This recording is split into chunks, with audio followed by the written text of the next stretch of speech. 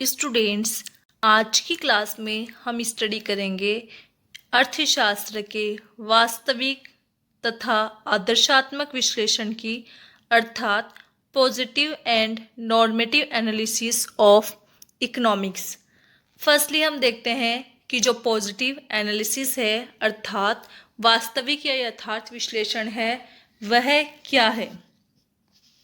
देखिए, वास्तविक विश्लेषण आर्थिक विश्लेषण की वह शाखा है जिसमें वस्तु स्थिति का अध्ययन कर तथ्यों को अपने वास्तविक रूप में प्रस्तुत किया जाता है। यह कारण एवं परिणाम अर्थात कोज एंड इफेक्ट के यथार्थ संबंध को जो का त्यों व्यक्त करता है। यह विश्लेषण केवल ये बताता है कि अमुक कारण का अमुक परिणाम है अथवा अमुक कारण का अमुक परिणाम होगा, किंतु यह विश्लेषण ये नहीं बताता कि परिणाम क्या होना चाहिए तथा जो परिणाम है वो अच्छा है या बुरा है। यह विश्लेषण ना तो कोई आदर्श उपस्थित करता है और ना ही कोई उपदेश देता है। ये केवल वस्तु स्थिति को यथार्थ रूप में व्यक्त करता है। फॉर एग्जाम्पल, यदि वस्तु की पूर्ति घट जाए, प्राइस का डिटर्मिनेशन कैसे होता है?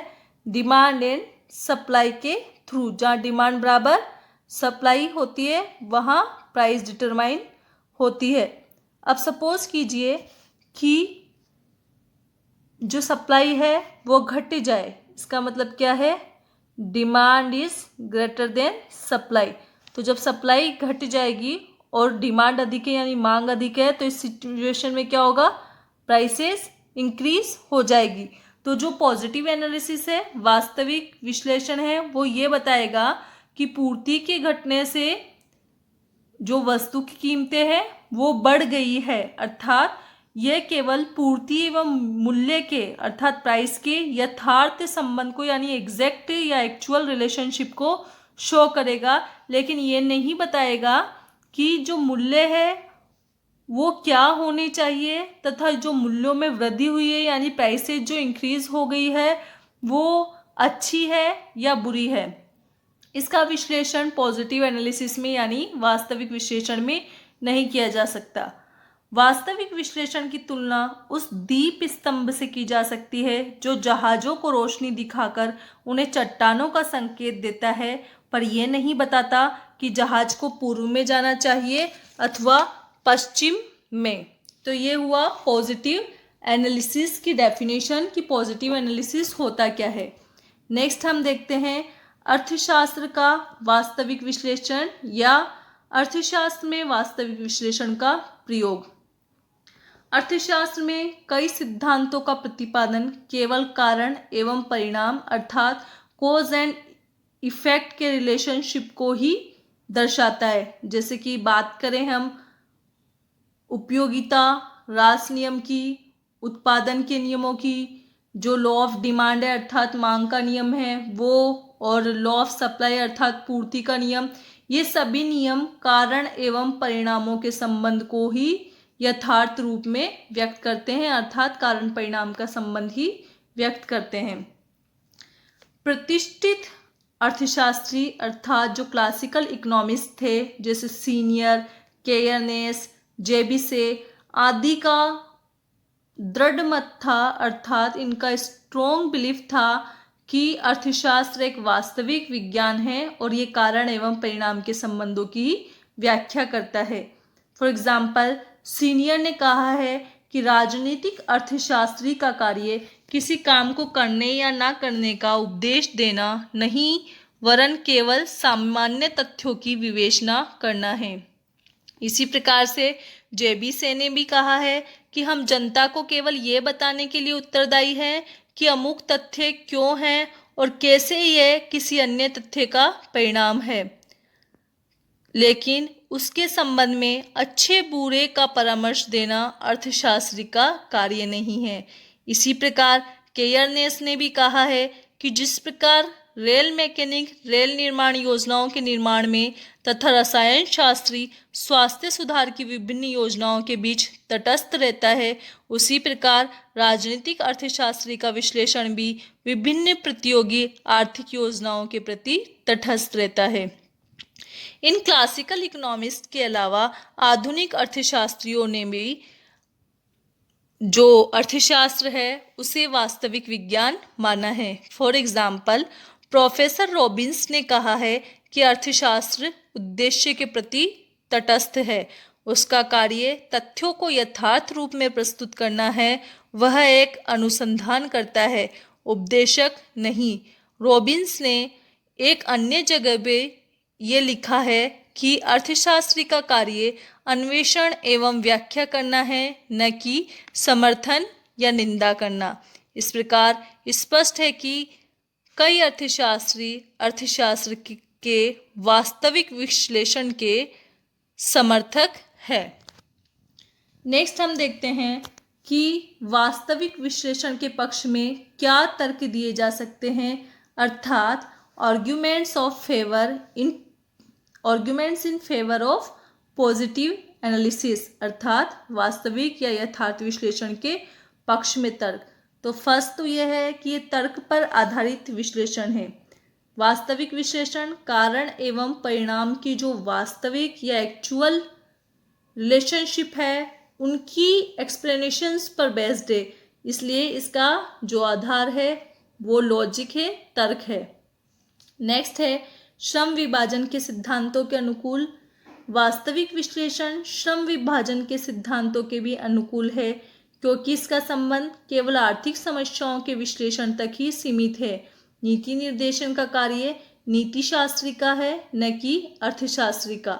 अगर अर्थशास्त्री आर्थिक तथ्यों का अन्वेषण एवं व्याख्या करने के साथ साथ नीति निर्देशन एवं परामर्श के भी चक्कर में पड़ जाएगा तो वह श्रम विभाजन के सिद्धांतों के विरुद्ध होगा।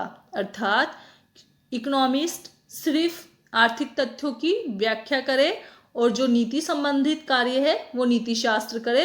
तो इस प्रकार से अगर अलग अलग कार्य का विभाजन किया जाएगा तो ये श्रम विभाजन के सिद्धांतों के भी अनुकूल रहेगा।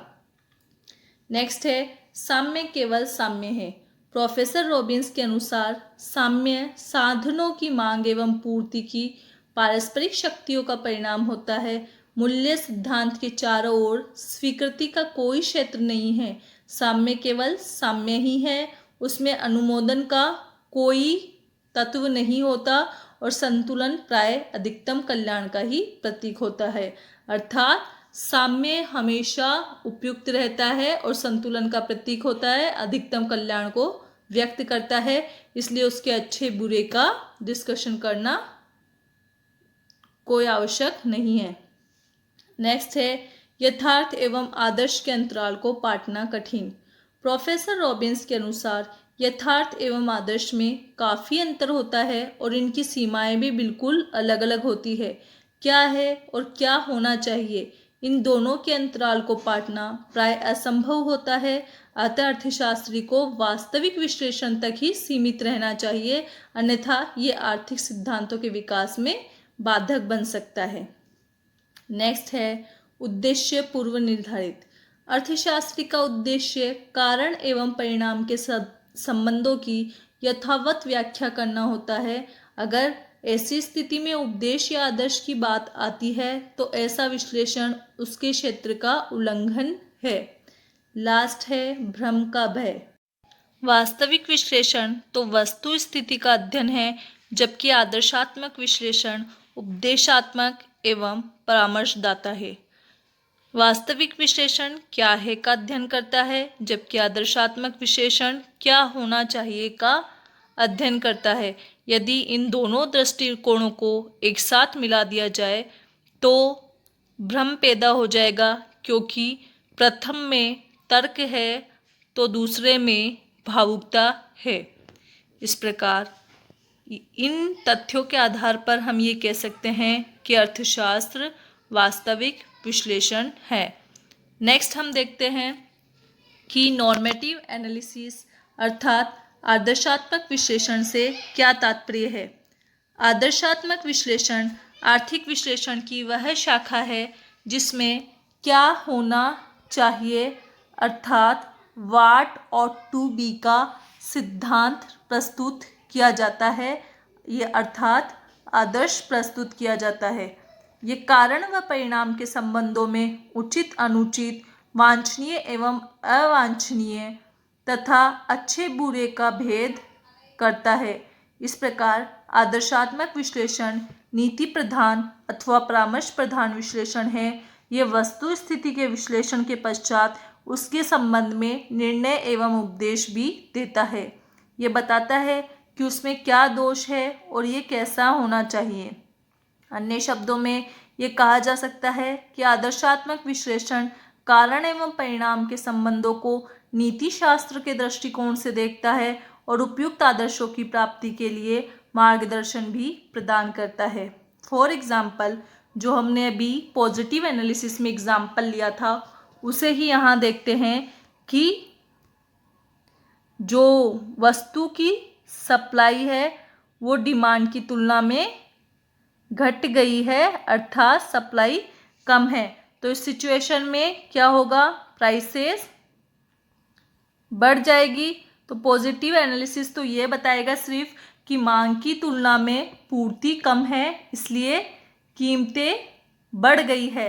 लेकिन जो नॉर्मेटिव एनालिसिस या आदर्शात्मक विश्लेषण है वो ये भी बताएगा कि मूल्य का ऊंचा होना अर्थात प्राइसेज का बढ़ना उपयुक्त है या अनुपयुक्त है और प्राइसेज एक्चुअल में क्या होनी चाहिए और उसे उस स्तर तक लाने के लिए क्या प्रयास करने चाहिए।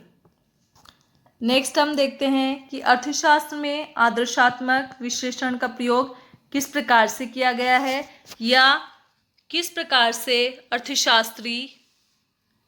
अर्थशास्त्र को आदर्शात्मक विश्लेषण मानते हैं। देखिए, अर्थशास्त्र उद्देश्यों के बीच तटस्थ नहीं रह सकता, उसे व्यावहारिक पक्ष पर उचित अनुचित का निर्णय करना ही पड़ता है। इसके अभाव में यह केवल मानसिक व्यायाम तथा ज्ञानदायक विज्ञान ही रह जाएगा। श्रीमती बारबरा बूटन ने भी कहा है कि अर्थशास्त्रियों के लिए अपने विवेचनों की नीति प्रधान विशेषताओं से मुक्त करना कठिन है। अर्थात अर्थशास्त्री अपने विवेचनों को नीति प्रधान विशेषताओं से मुक्त नहीं कर सकते।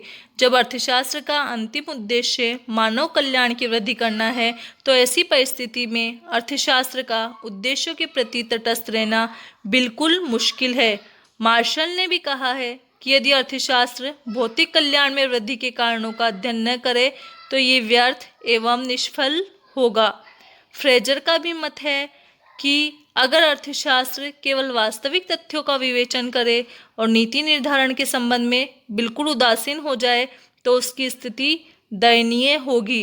फ्रेजर ने तो यहाँ तक कहा है कि अर्थशास्त्री जो केवल अर्थशास्त्री ही है एक सुंदर किंतु बेबस मछली के समान है। इन सब विचारों से ये निष्कर्ष निकाला जा सकता है कि अर्थशास्त्र से यदि आदर्शात्मक पहलू को अलग कर दिया जाए तो वह व्यर्थ एवं निष्फल शास्त्र हो जाएगा।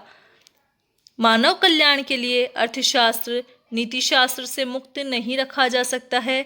अतः अर्थशास्त्र वास्तविक विज्ञान होने के साथ साथ एक आदर्शात्मक विज्ञान भी है। नेक्स्ट हम देखेंगे कि अर्थशास्त्र के आदर्शवादी पहलू होने के पक्ष में क्या क्या तर्क दिए जा सकते हैं। तो फर्स्ट है इसमें सीमित साधनों का सर्वोत्तम प्रयोग। अर्थशास्त्र को आदर्श विज्ञान के रूप में स्वीकार करने पर ही साधनों के उचित एवं अनुचित उपयोग का विश्लेषण कर साधनों के उचित उपयोग संबंधी निर्णय से सीमित साधनों का सर्वोत्तम उपयोग संभव हो सकता है। नेक्स्ट है मनुष्य में भावुकता। यद्यपि मनुष्य अपने कार्यों एवं निर्णयों में तार्किक एवं न्यायसिद्ध अर्थात लॉजिकल होता है, परंतु उसकी भावुकता अर्थात सेंटिमेंट्स भी कम महत्वपूर्ण नहीं होते। हम वास्तविक विज्ञान में केवल मानव के तार्किक दृष्टिकोण का अध्ययन करते हैं, किंतु मानव तार्किक एवं भावुक दोनों होता है। ऐसी परिस्थिति में भावुकता की अवहेलना करना उपयुक्त नहीं है। नेक्स्ट है अलग अलग श्रम विभाजन त्रुटिपूर्ण।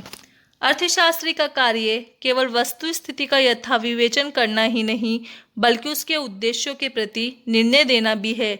यह उपयुक्त नहीं कहा जा सकता कि एक अर्थशास्त्री तो किसी विषय का अध्ययन करे, उसके कारण एवं परिणाम के संबंध को बताए और उद्देश्यों के निर्णय देने का कार्य कोई अन्य राजनीतिज्ञ या नीतिशास्त्री करे। इस संबंध में प्रोफेसर जैन का ये कथन उचित ही प्रतीत होता है कि ऐसा श्रम विभाजन गलत, विचित्र व असंगत होगा जिसमें एक व्यक्ति खाना खाए और दूसरा केवल पानी पिए। नेक्स्ट है साम्य संबंधी तर्क अनुपयुक्त। रॉबिन्स के अनुसार साम्य केवल साम्य होता है, उसके चारों ओर स्वीकृति का कोई क्षेत्र नहीं होता, उसमें अनुमोदन का तत्व होता है। ये सत्य है कि गांवों में ऊंची ब्याज दरें पूंजी की मांग और पूर्ति की पारस्परिक शक्तियों के साम्य का परिणाम है। फिर भी इसका अर्थ ये नहीं है कि साम्य केवल साम्य है के आधार पर सरकार या समाज को गांवों में ब्याज दरों को कम करने का कोई प्रयत्न नहीं करना चाहिए। वास्तव में उचित मजदूरी, उचित ब्याज दर, उचित लाभ अर्थशास्त्र के आदर्शात्मक पहलू है। नेक्स्ट है मानव प्रकृति आदर्श मूलक है। वेबलन के अनुसार मानव प्रकृति हमेशा प्रभावी कार्य करने की तथा बेकार प्रयत्नों से बचने की होती है। वह योग्यता, बर्बादी और निरर्थकता की विरोधी तथा कार्यकुशलता, सफलता व उत्पादकता की प्रशंसक है। अतः एक अर्थशास्त्री समस्याओं के अन्वेषण में अपनी भावनाओं तथा दृष्टिकोण की अवहेलना नहीं कर सकता। नेक्स्ट है आदर्शात्मक पहलू अर्थशास्त्र के विषय को रुचिकर एवं उपयोगी बनाता है।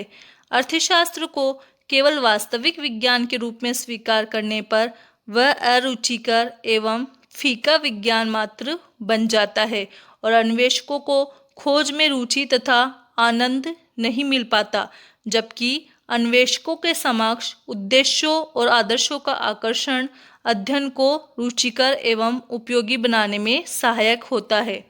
नेक्स्ट है अर्थशास्त्र एक कल्याणकारी शास्त्र है। आधुनिक युग में कल्याणवादी अर्थशास्त्र का तेजी से विकास हो रहा है।